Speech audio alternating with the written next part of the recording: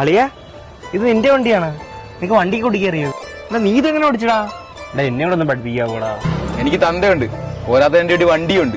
വണ്ടി ഓടിക്കാൻ വന്നേക്കുന്നു, മാറാൻ അങ്ങോട്ട്.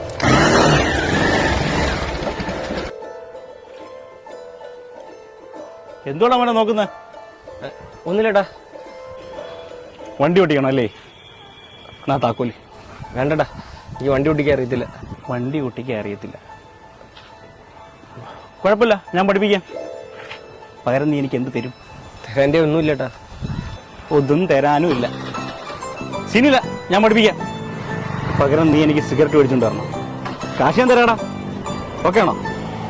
ശരിയേട്ടാ. അങ്ങനെ ആക്കി തുടങ്ങിക്കോ.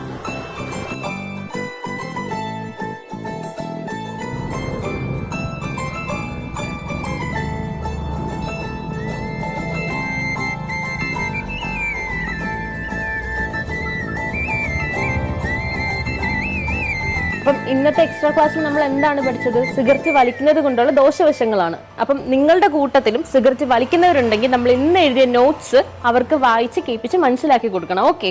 Okay miss. ആ വലിച്ചോ വലിച്ചോ.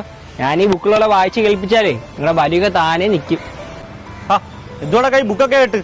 ബുക്കിനകത്ത് ഞാനിപ്പോൾ ഇത് വായിച്ച് കേൾപ്പിച്ച ചേട്ടായി സിഗരറ്റ് വലി നിർത്തും. സിഗരറ്റ് വലി നിർത്തിക്കഴിഞ്ഞാൽ എനിക്ക് വണ്ടി തന്നില്ലെങ്കിലും. എന്തോടെ ഒരു കള്ള ലക്ഷണം? ഒന്നും ചേട്ടാ, ചേട്ടായി സിഗരറ്റ് കൊണ്ടുവന്ന്. ഓ ഇപ്പൊ സ്വന്തം പൈസക്ക് വാങ്ങിച്ചു തരാറായ കൊണ്ടുവാ. നിന്നെ വിളിപ്പിച്ചത് ഈ താക്കോലുകാരനാ. ചേട്ടൻ മരിക്കുന്നതിന് മുമ്പേ ഈ വണ്ടി നിനക്ക് തരാനാ പറഞ്ഞത്. ചേട്ടാ എന്തിനാ ചേട്ടാ എന്നെ വണ്ടി ഓടിക്കാൻ പഠിപ്പിച്ചത്?